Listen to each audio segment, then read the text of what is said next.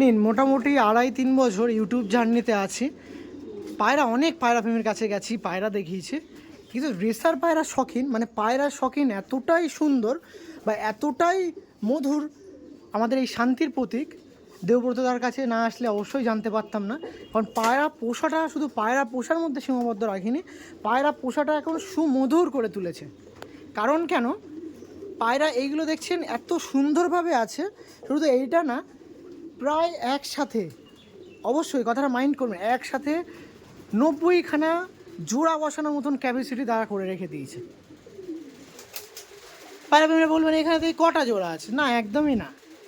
আমাদের এমন পায়রা প্রেমীকে আজকে ভিডিও করছি দেবব্রতদা, যার ভালোবাসার জিনিসকে আমার কিন্তু কুর্নিশ জানাতে হয়। এত সুন্দর শখে নিনি, যার কাছে পায়রা পোষাটা শুধু পায়রা পোষার সীমাবদ্ধ নেই, যে পায়রা রয়েছে আমি সুন্দর করে রাখতে পারলেই যথেষ্ট। এই দেখুন, এই লফটে নিয়ে যাচ্ছে, লফটে দেখুন একসাথে 90টা জোড়া বসানো হয়। দেখুন সমস্ত জোড়া বেবি আছে, ওপর থেকে নিচ সব দেখুন। আর এমন রেসার পায়রা লফট, আমি এখানে আসলে চারিদিকে রেসার পায়রা দেখতে পাচ্ছি। একজন রেসার পায়রা প্রেমী হয়ে যদি আমি এখানে আসি, মন পুরো ভরে যাবে। লিটারেলি আপনারা যারা রেসার পায়রা পোষেন একবার ভিজিট করুন, একবার আমার কথা শুনে, আমাকে যারা বিশ্বাস করেন একবার রেসার লফটে, এই লফটে ভিজিট করুন, আশা করছি মন খুশ হয়ে যাবে, কথা দিলাম।